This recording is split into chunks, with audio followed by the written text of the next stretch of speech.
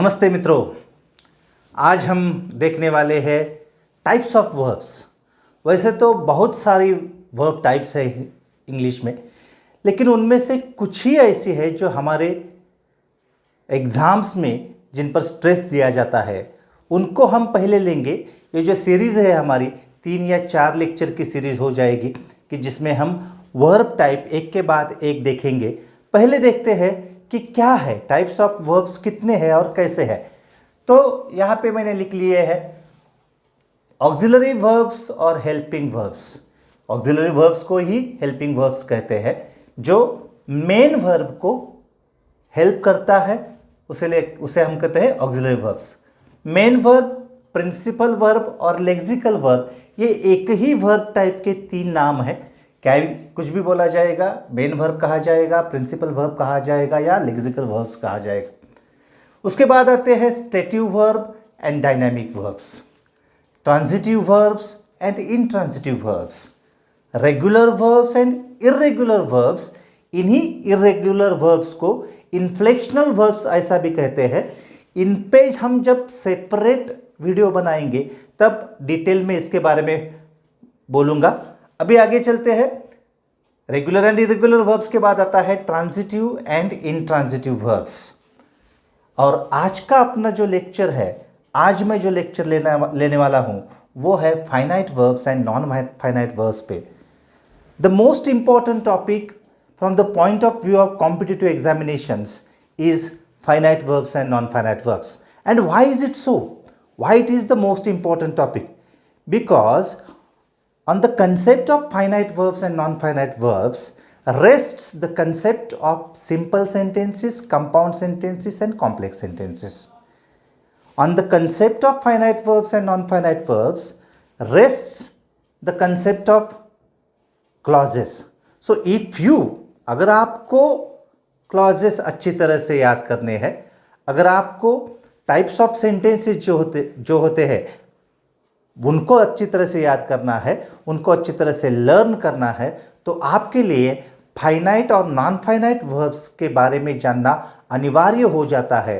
अगर आपका वो कंसेप्ट क्लियर है तो आपके लिए फुटिंग तैयार है, एक बेस तैयार है आगे डिफ़िकल्ट टॉपिक्स पढ़ने के लिए। और इसलिए हम आज के हमारे लेक्चर में, आज के हमारे वीडियो में बोलने वाले हैं फाइनाइट वर्ब्स और नॉन फाइनाइट वर्ब्स।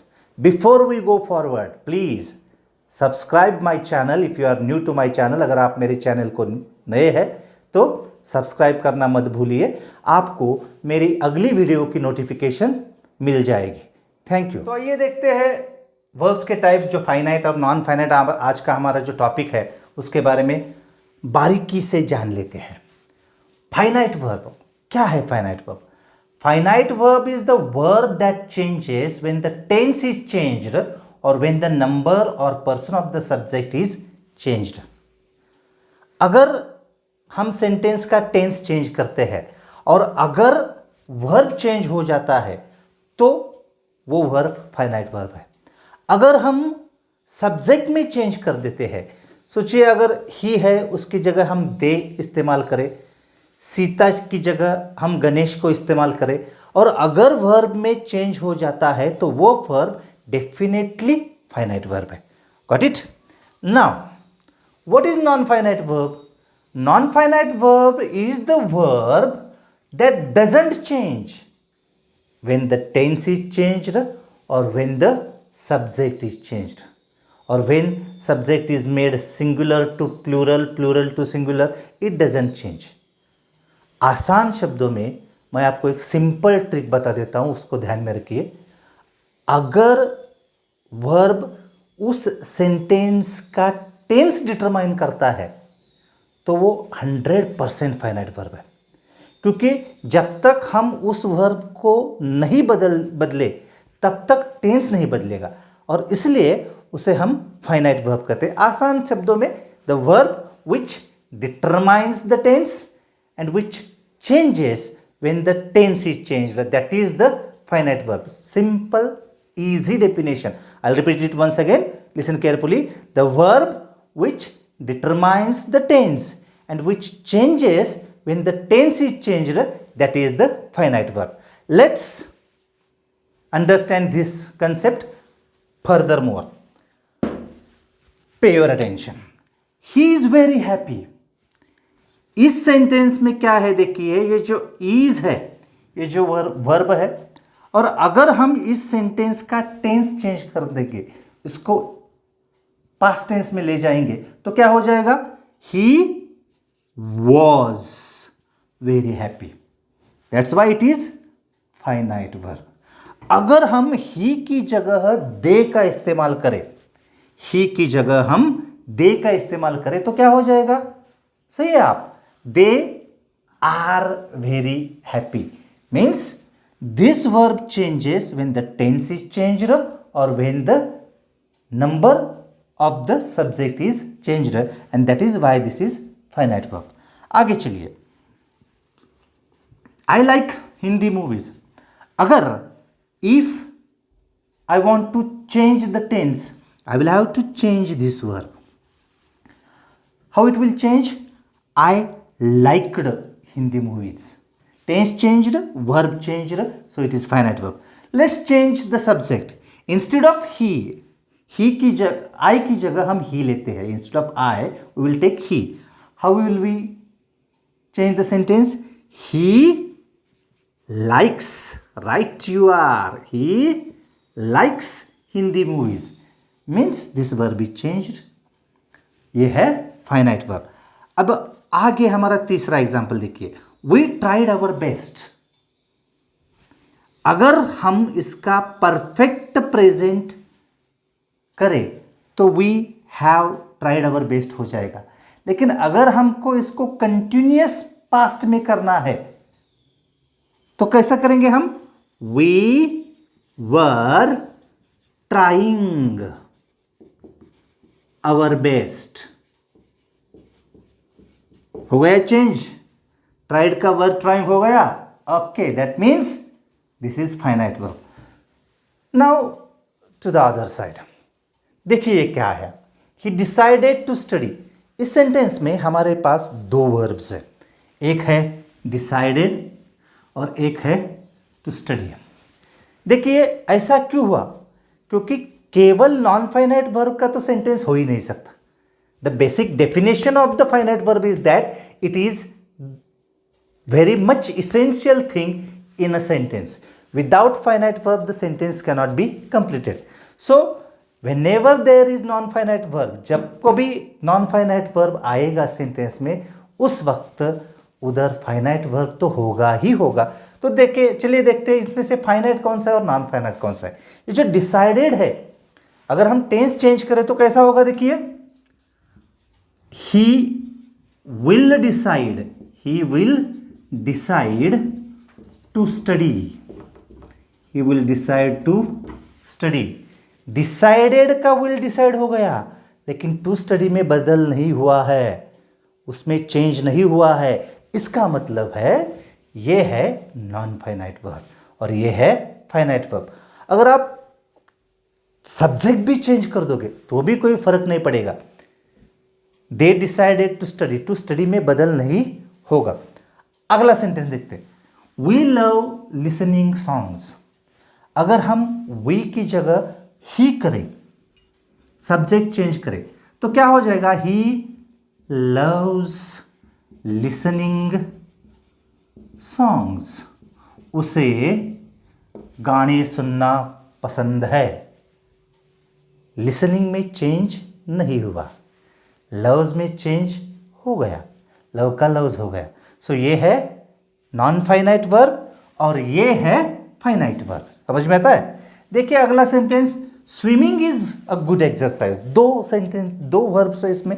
पहला है स्विमिंग, दूसरा है इज. इसमें से फाइनाइट कौन सा है? देखिए टेंस चेंज करके देखते हैं ना, पास्ट टेंस करते थे, क्या होता है? देखिए, swimming was a good exercise. क्या हो जाएगा? Swimming was a good exercise. Swimming में चेंज नहीं हुआ तो स्विमिंग हो गया नॉन फाइनाइट और ये हो गया फाइनाइट. समझ में आ रहा है? Okay, got it. अब एक बात ध्यान में रखिए. फाइनाइट वर्ब के कोई फर्दर जो पार्ट्स है उस पर कोई ज़्यादा ट्रेस नहीं देता, लेकिन नॉन फाइनाइट वर्ब में 3 टाइप्स है। नॉन फाइनाइट वर्ब में 3 टाइप्स है। कौन से टाइप है, चलिए देखते हैं। चलिए देखते हैं नॉन फाइनाइट वर्ब्स क्या होते हैं। नॉन फाइनाइट वर्ब्स, अभी हमने डेफिनेशन देख ली कि उनका टेंस पर कोई इफेक्ट नहीं होता, वो टेंस डिसाइड नहीं करते और टेंस बदलने के बाद उनमें कोई बदल नहीं होता, उनमें कोई बदलाव नहीं आता। नॉन फाइनाइट वर्ब्स के बेसिकली 3 टाइप्स होते हैं। पहला होता है इन्फिनिटिव, दूसरा होता है पार्टिसिपल्स और तीसरा होता है जेरंड। जो इन्फिनिटिव होता है, ये इन्फिनिटिव जो होता है वो बेस फॉर्म होता है वर्ब का।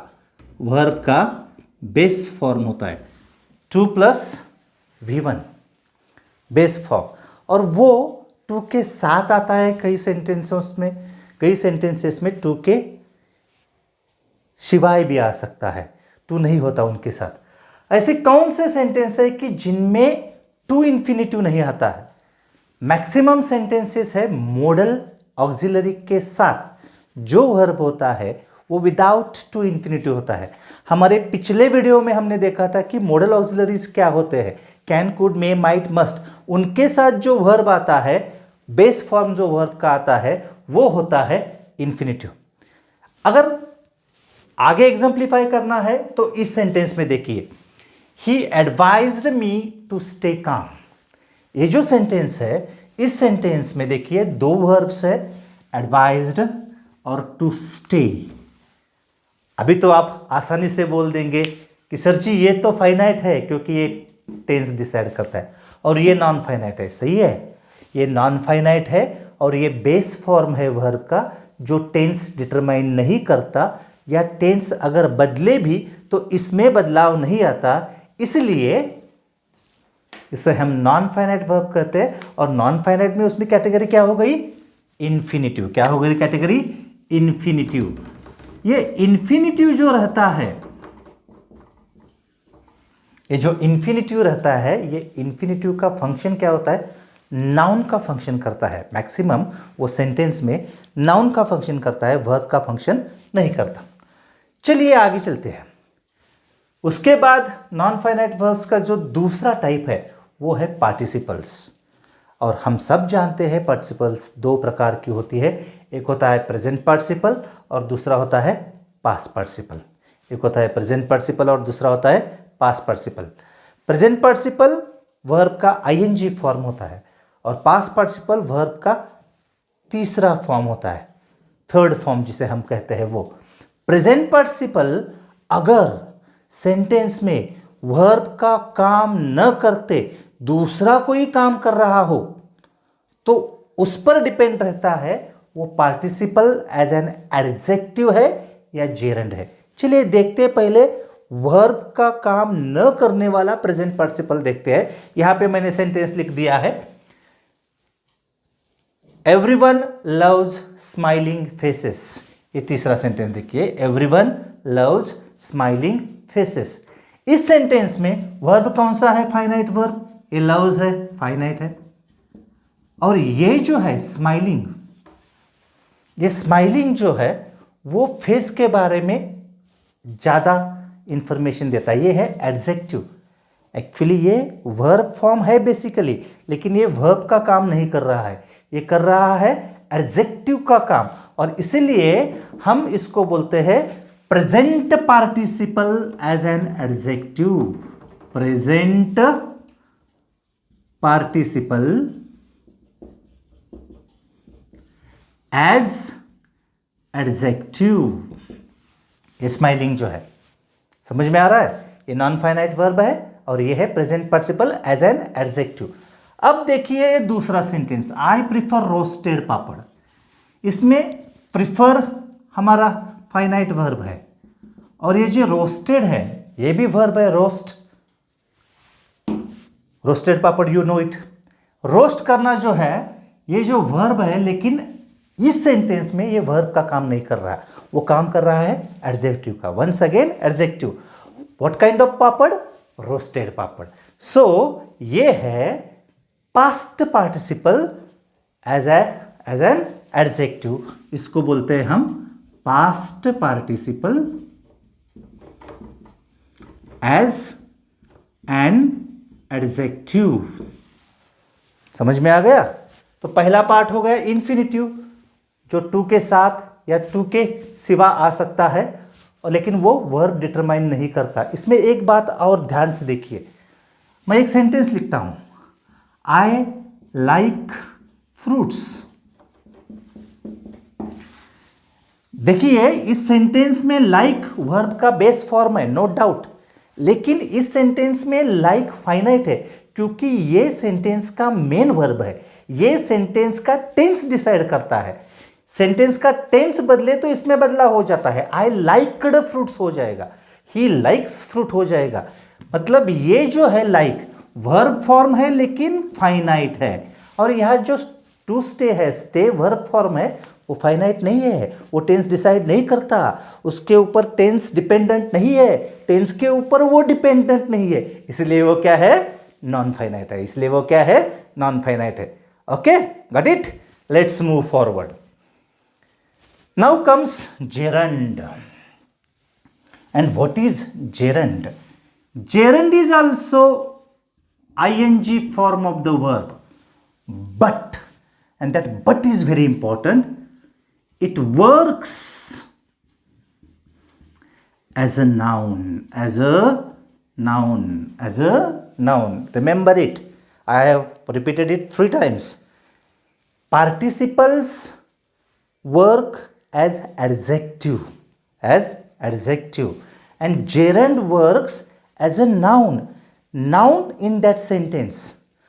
देखिए हिंदी में तो खूब आसान है नाउन्स को पहचानना, क्योंकि खाना, गाना, आना, जाना, सोना, बैठना, ये जो ना आ जाता है वो होता है नाउन। वो क्या होता है, नाउन होता है, जिसे हम संज्ञा कहते हैं हिंदी में, वो होता है नाउन। इंग्लिश में क्या, देखिए ये जो आईएनजी पार्टिसिपल है, आईएनजी पार्टिसिपल इस सेंटेंस में वर्ब का काम नहीं कर रहा है, वो कर रहा है नाउन का काम कर रहा है। वो केवल एक एक्शन के बारे में बोल रहा है, एक्शन का नाम आपको बता रहा है। कौन सी एक्शन है? Smoking is injurious to health. Which action? Smoking. It is just a name of an action. So इधर स्मोकिंग जो है वो है नाउन, और जो नाउन का कार्य करने वाला प्रेजेंट पार्टिसिपल होता है उसको हम कहते हैं जेरंड। क्या कहते हैं? जेरंड। समझ में आ गया? Okay, got it? ये क्या है? जेरंड है। अब हम देखते हैं कि कैसे इंफिनिटिव की जगह जेरंड आ सकता है, जेरंड की जगह इंफिनिटिव आ सकता है। तो देखिए इंफिनिटिव की जगह जेरंड का इस्तेमाल किया जा सकता है, जेरंड की जगह इंफिनिटिव का इस्तेमाल किया जा सकता है। पहला सेंटेंस है हमारा, my students like to read good books. इस सेंटेंस में ये जो टू रीड है वो क्या है? इंफिनिटिव है। इसकी जगह मैं जेरंड इस्तेमाल कर सकता हूं, सेंटेंस का मीनिंग नहीं चेंज होगा। फॉर एग्जाम्पल देखिए, माई स्टूडेंट्स लाइक रीडिंग। ज़्यादा कुछ बदलाव नहीं किया है मैंने, ये पूरा सेंटेंस भी नहीं लिखा है, आप लिखिए। लेकिन माई स्टूडेंट्स लाइक रीडिंग, तो रीड की जगह मैंने क्या किया? रीडिंग। देखिए दूसरा sentence, I helped him to solve it. इस टू सॉल्व की जगह मैं क्या करूंगा? सॉल्विंग करूंगा। क्या करूंगा? सॉल्विंग करूंगा। लेकिन डायरेक्टली मैं सॉल्विंग नहीं कर सकता, डायरेक्टली मैं सॉल्विंग नहीं कर सकता, इसलिए मुझे यहाँ पे प्रीपोजिशन लेना पड़ेगा। आप बोलेंगे सर आपने यहाँ पे प्रीपोजिशन नहीं लिया। कुछ वर्ब्स ऐसे होते हैं, जैसे लाइक होते हैं, प्रिपर होता है, अवॉइड होता है, फील होता है। इन वर्ब्स के बाद अगर जेरंड आ जाए तो वो प्रीपोजिशन नहीं लेता है। उन वर्ब्स के बारे में मैं एक डिटेल्ड वीडियो बनाऊंगा। आप मेरे चैनल को अगर सब्सक्राइब कर दिया है आपने, तो उस वीडियो का नोटिफिकेशन आपको मिल जाएगा। प्लीज बेल आइकॉन दबाना मत भूलिए। ओके, तो उन वर्ब्स के बारे में, कौन से वर्ब्स ऐसे होते कि जिनके बाद जेरंड आया तो वो प्रीपोजिशन नहीं लेता है, उसके बारे में हम डिटेल्ड एक छोटा सा वीडियो 2-3 मिनट का बनाएंगे। देखिए अब यहाँ पे I helped him to solve it, यहाँ पे मुझे इसके पहले इसका अगर जेरंड करना है तो मुझे प्रीपोजिशन इस्तेमाल करना पड़ेगा। मैं कौन सा प्रीपोजिशन इस्तेमाल करूंगा? देखिए, आई हेल्प्ड हिम, दो में से कोई भी इस्तेमाल कर सकता हूं, या इन इस्तेमाल करूं, आई helped him in solving it, और आई कैन यूज फॉर, उस फॉर भी यूज कर सकता हूं, मीनिंग नहीं चेंज होता। आई helped him for solving it, दोनों में से कुछ भी मैं इस्तेमाल कर सकता हूं। देखिए अब तीसरा sentence, dying is better than begging. यहां पे है ये डाइंग जेरंड, बेगिंग जेरंड है, और हमको ये जो जेरंड है उसको इंफिनिटिव में कन्वर्ट करना है। अब देखिए ये ट्रिक, अगर दो जेरंड हो, दो, तो क्या करना है, एक जेरंड जो है ये डाइंग और ये बेगिंग, एक स्टार्ट में है एक एंड में है, हमें क्या करना है, सिर्फ ये जो जेरंड्स है इनको इंफिनिटिव में कन्वर्ट करना है। मैं क्या करता हूं, देखिए एक डमी लेता हूं मैं, it is better to die than to beg. ऐसा क्यों किया मैंने? आप बोलेंगे सर उधर ही कर दीजिए ना, to die is better than to beg. कोई ज्यादा मुश्किल नहीं है, हो जाता है, लेकिन वो सेंटेंस इंप्रेसिव नहीं हो जाता। इंग्लिश कंस्ट्रक्शन के हिसाब से वो सेंटेंस इंप्रेसिव नहीं लगता।